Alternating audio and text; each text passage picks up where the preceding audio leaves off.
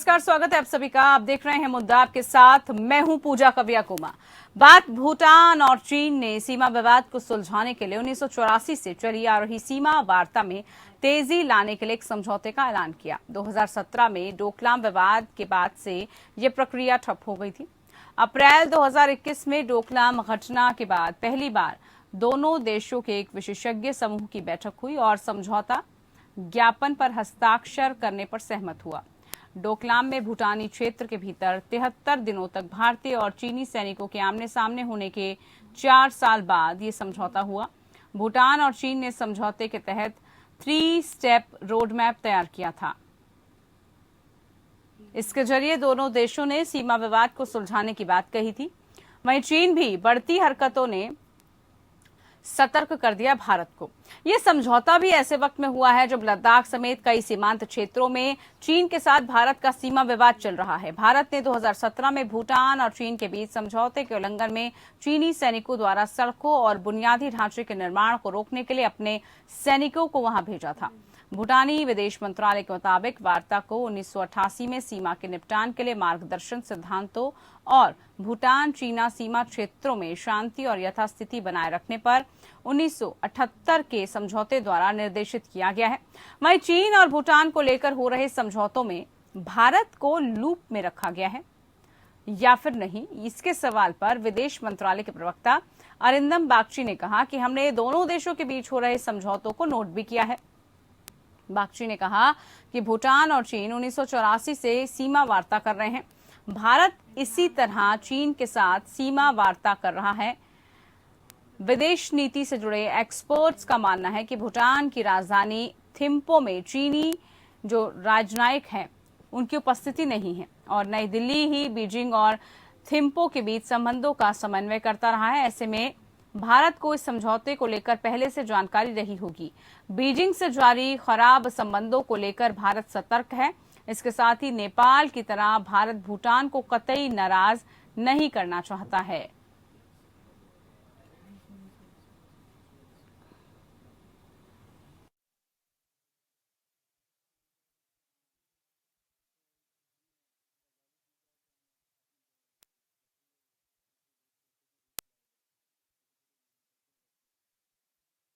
क्योंकि भारत को इस समझौते को लेकर पहले से जानकारी रही होगी, ऐसा माना जा रहा है। लेकिन बीजिंग से जारी जो खराब संबंध है उसके बाद अब भारत जो है काफी सतर्क है, क्योंकि भारत नहीं चाहता कि इसके जो साथी देश हैं नेपाल और भूटान, उनसे भी जो है रिश्ते खराब हो जाएं।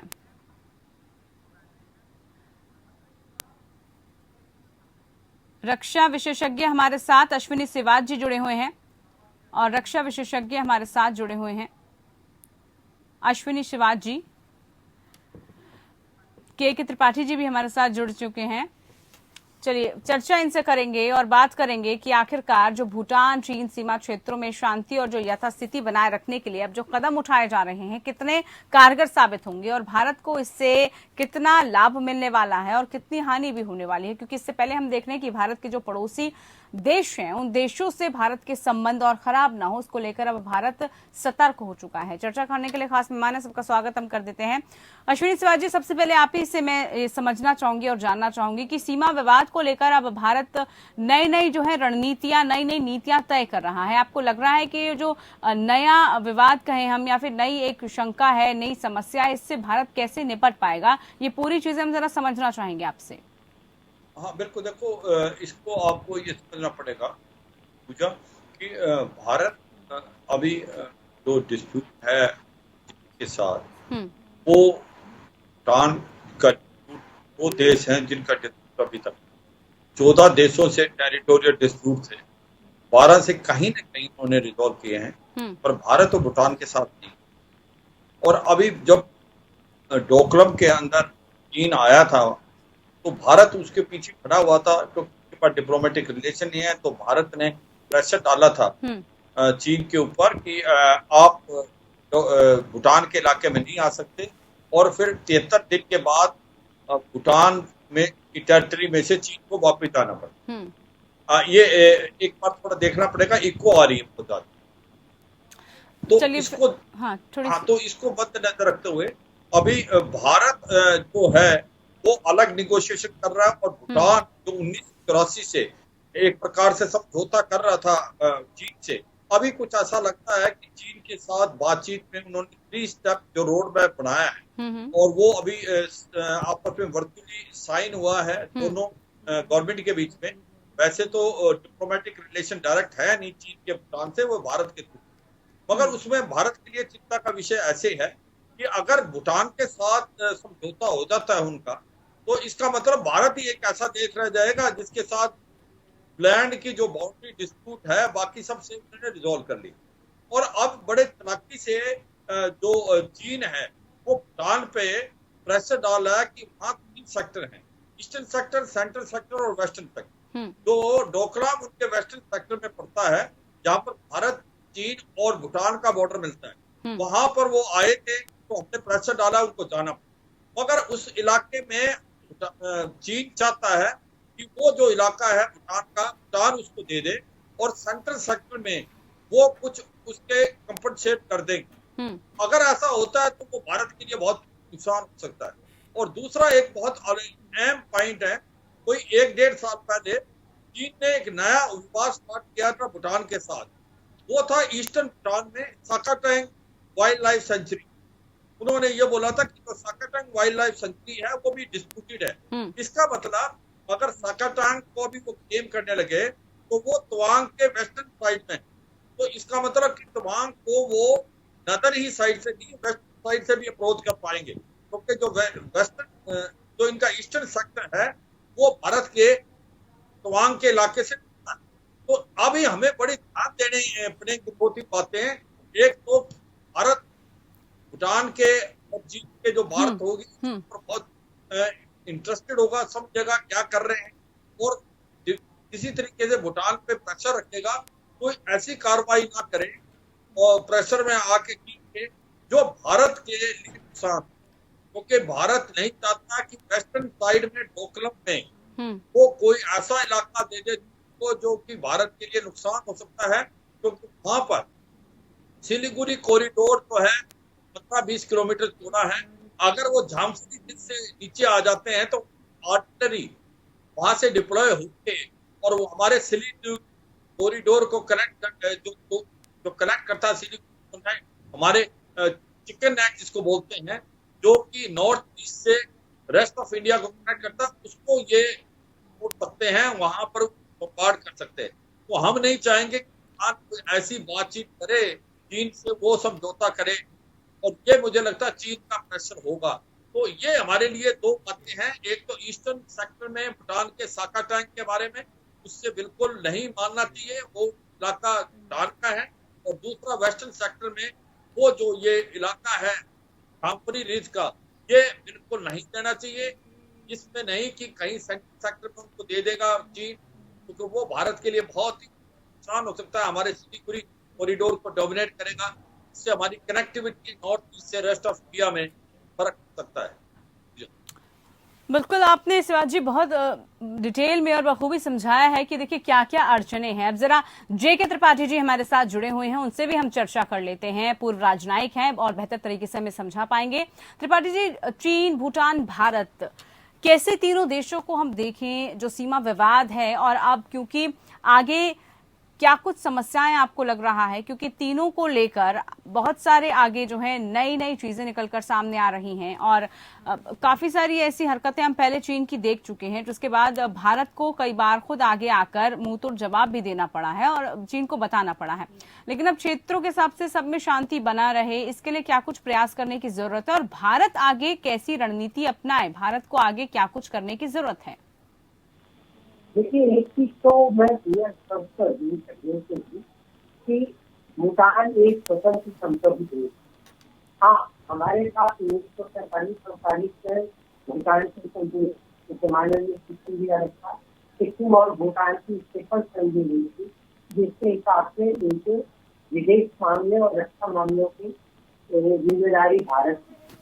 लेकिन क्या हुआ कि बाद में जब वो संधि खत्म हो गई तो एक समझौते के साथ ये मामले भूटान को दे दिए गए, जिनको हमारा हिस्सा बना।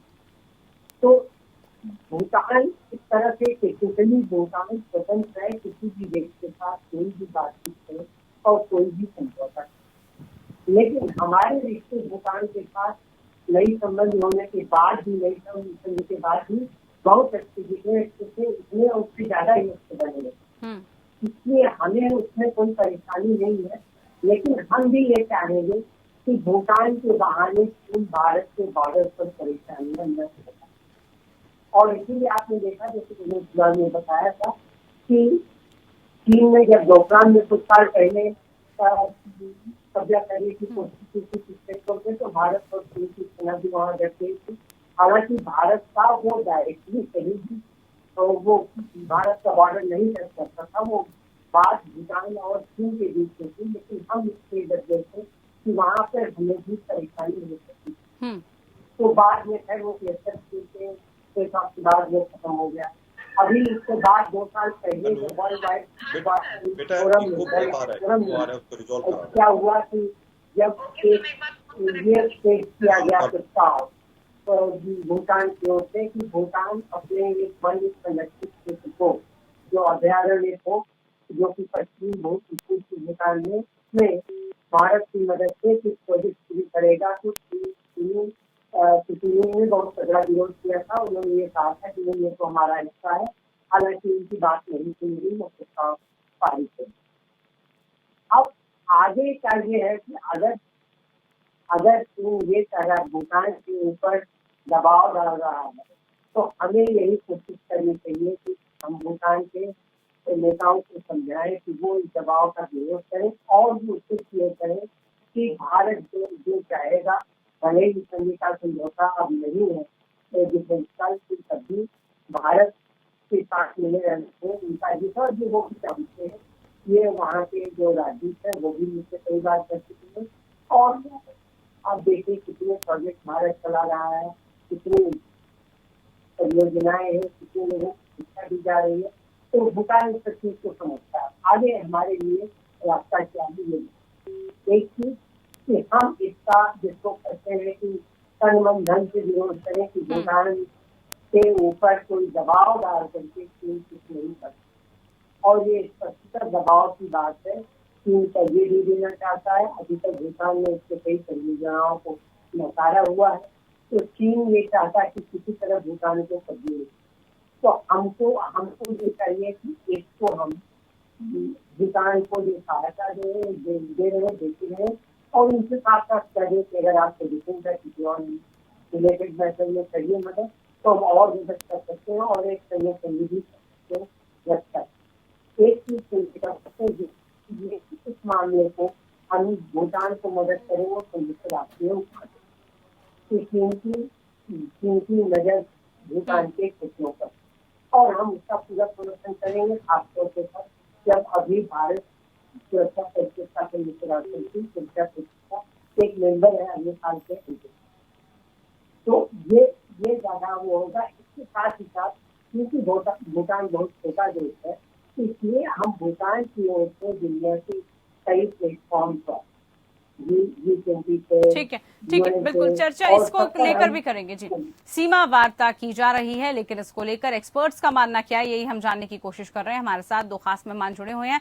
शिवाजी, अब जरा मैं आपसे ये समझना चाहूंगी कि राजनयिकों की उपस्थिति नहीं होती है, जो कि काफी महत्वपूर्ण है, क्योंकि कोई भी बैठक होती है तो सब चाहते हैं कि उससे रिलेटेड जो भी अधिकारी है वो वहां पर मौजूद हो। अब बीजिंग के थिम्पू के बीच में जो संबंधों का समन्वय हुआ था, उसको लेकर जो है राजनयिक वहां पर मौजूद नहीं रहे। समझौते को लेकर जानकारी भी रही है। आपको क्या लग रहा है कि बीजिंग से पहले ही रिश्ते खराब हुए, लेकिन भारत को कितना सचेत होने की जरूरत है कि भूटान, नेपाल जैसे उसके पड़ोसी देशों से ऐसे जो रिश्ते हैं, संबंध हैं, वो खराब ना हो, कोई भी नाराजगी ना रहे इन देशों के बीच में? देखो, बिल्कुल पूजा, पहली बात तो हमें समझना पड़ेगा, ये जो छोटे छोटे देश हैं भारत के साथ, वो प्रेशर में आ सकते हैं चीन के, जैसे नेपाल है, भूटान है, बांग्लादेश है और श्रीलंका है, और ये आए हैं सारे पैसे।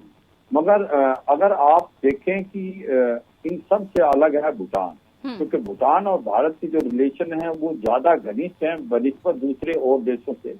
क्योंकि एक तो हमारी मंत्राल जो उनकी कैपिटल है, वहाँ पर ट्रेनिंग टीम है, हम इनके फौज को ट्रेन करते हैं, इनके फौज के ऑफिसर ज्यादातर ट्रेनिंग भारत के अंदर ही की हुई। और इसी प्रकार जवान भी बहुत ज्यादा ट्रेनिंग करते हैं। तो आपस में बहुत तालमेल है और भारत से ही इनके डिप्लोमेटिक रिलेशन देखे जाते हैं दूसरे देशों में, क्योंकि चीन का इनके पास कोई भी एम्बेसी नहीं है, डिप्लोमेटिक रिलेशन डायरेक्ट है। मगर ऐसा तो सब ठीक है। अब कुछ एक समय पहले हमें देखने को मिला है कि जब से डोकलाम के अंदर ये स्थिति हुई, जहां पर चीनी आगे थे भूटान के एरिया में और भारत ने इसको अपोज किया था, तो अब कहीं न कहीं चीन जो डायरेक्टली भूटान से मिलकर प्रेशर डाल रहा है, और ये जो 3 स्टेप रोड मैप है, हमें डाउट है कहीं समझौता ना हो जाए इनके बीच में, चीन और भूटान कुछ ऐसा इलाका ना दे दे वेस्टर्न सेक्टर में जो कि हमारी सिक्योरिटी के बरखिलाफ हो। वो इसलिए क्योंकि जैसे मैं बता रहा था, जो भूटान का वेस्टर्न हिस्सा है, जहाँ डोकलाम है, जहाँ ट्राई जंक्शन है भारत, भूटान और चीन का, वो इलाका भारत के लिए बड़ा इंपॉर्टेंट है, क्योंकि वहाँ जो जामतरी रिज है एक, अगर उस इलाके पे चीन आ जाता है जहाँ रोड बना रहा था, तो वो सिलीगुड़ी कॉरिडोर को एक प्रकार से आर्टिलरी फायर से इंटरडिक्ट कर सकता है। इसका मतलब जो हमारी कनेक्टिविटी है रेस्ट ऑफ इंडिया से नॉर्थ ईस्ट की, उसको तोड़ सकता है चिकन नेक। तो ये भारत के लिए सिक्योरिटी पॉइंट ऑफ व्यू से बहुत ही एक प्रकार से खतरे की घंटी है। तो हम प्रेशर डाल रहे हैं भूटान पे, मगर भूटान एक छोटा देश है, ये देखना पड़ेगा कहीं ज्यादा चीन के प्रेशर में ना आ जाए, क्योंकि चीन चाहता है कि वो इलाका उसको भूटान दे दे और उससे ज्यादा इलाका वो सेंट्रल सेक्टर में भूटान को दे देंगे। वो प्रेशर भूटान पे ना रहे, इसके लिए भारत को कितनी ज्यादा जरूरत है कि उसको अपने इन्फ्लुएंस में ले सके, उसको वो पॉजिटिविटी जो है वो दिलाए, ताकि अगर प्रेशर रहता भी है तो कम से कम भूटान जैसे देश सकारात्मक रुख अपनाए, उनको ना लगे कि प्रेशर है और वो भारत के साथ रहें। हाँ बिल्कुल, देखो ये पूरी कोशिश है भारत का, तो यही है भूटान भारत के बहुत नजदीक है, भारत के साथ उसकी मित्रता बहुत घनिष्ठ है, भारत ही उसकी डिफेंस को देख रहा है और भारत ही इंचार्ज के अंदर उधर ट्रेनिंग टीम है। मगर आप समझ रही है कि छोटे देश हैं, इनको चीन से भी मदद चाहिए, तो ये प्रेशर में आ सकते हैं। मगर अगर हम सचेत नहीं है कि ऐसा हो सकता है, तो फिर हमको धोखा हो सकता है। तो हमें पता होना चाहिए, क्योंकि चीन एक बड़ा देश है, चीन प्रेशर डाला है, तो चीन का मकसद यही है। उसके 2 मकसद हैं, एक तो कहीं ना कहीं वो बाउंड्री डिस्प्यूट को रिजोल्व करे भूटान के साथ, ऐसे रिजोल्व करे उसको फायदा हो। दूसरा, अगर वो रिजोल्व कर देता है तो भारत के ऊपर बड़ा प्रेशर पड़ेगा, क्योंकि भारत ही एक ऐसा देश रह जाएगा 14 देशों में से जिसके साथ अभी तक चीन का जो टेरिटोरियल डिस्प्यूट है, बाकी सबके साथ बाय एंड लार्ज उसने रिजोल्व कर लिया, ट्रीटी साइन की है। तो ऐसे में बड़ा प्रेशर है। मुझे लगता है भूटान हमारा बहुत घनिष्ठ मित्र है, वहां पर हमारे रिश्ते बड़े हैं। मुझे नहीं लगता वो कोई एक ऐसा कोई कार्रवाई करेगा जो कि भारत के इंटरेस्ट के बरखिलाफ हो, मगर हमें सचेत होना बहुत जरूरी है। और जो मैंने बताया था, ईस्टर्न भूटान में साकाटेन वाइल्ड लाइफ सेंचुरी है, वो डिस्प्यूटेड एरिया नहीं था, उसको भी चीन डिस्प्यूटेड एरिया बोलने लगा है 1.5-2 साल से। उसका रीजन ये है कि साकाटांग से वो डायरेक्टली तवांग में जा सकते हैं।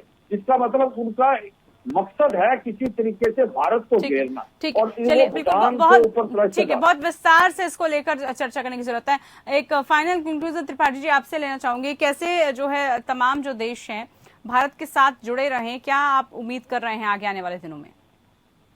देखिए, एक चीज सबसे बड़ी तो ये है, सबसे पहली चीज की देखिए, भारत और चीन के बीच में भूटान एक बफर स्टेट है, जैसे नेपाल एक, और चीन हमेशा यही चाहता है, चीन की हर कोशिश होती है कि वो भारत की बाउंड्री से नजदीक आए। इसलिए नेपाल के लिए उसको तिब्बत से नासा से लेकर के लुम्बिनी तक का रेलवे लाइन के प्रोजेक्ट की परियोजना बनती। इसी तरह से भूटान को भी किसी तरह से उसको केवल में लेने की छल बल किसी भी तरह से कोशिश करें। हमारी कोशिश ये रहेगी कि भारत की भूटान को हर तरह से समझाएं, आश्वस्त करें कि जैसे हम भूटान के साथ हमारे संबंध में हम आगे हम उनकी मदद करते रहेंगे, व्यापार नहीं, बिजनेस नहीं करते हैं भूटान के साथ, वैसे ही हम भूटान के साथ मदद करते रहेंगे उनकी और उनको आगे बढ़ाते रहेंगे। और किसी की बात है कि भूटान को जो पता है, लेकिन इस चीज का लगातार समय समय पर हमें विश्वास दिलाते रहना ज्यादा जरूरी है, ताकि हमारे हितों को हानि न पहुंचे चीन की वजह। चलिए, बहुत शुक्रिया आपका। आप जुड़े हमारे साथ, खास मेहमान। चर्चा हमने की और मुद्दा में इसी बात को लेकर बातचीत की गई कि आखिरकार कैसे भारत के जो साथी मित्र देश हैं वो उसके साथ बने रहें और उसको कैसे सकारात्मक रुख भारत की तरफ से मिल पाए। फिलहाल के लिए आज की खास पेशकश में इतना ही। नमस्कार।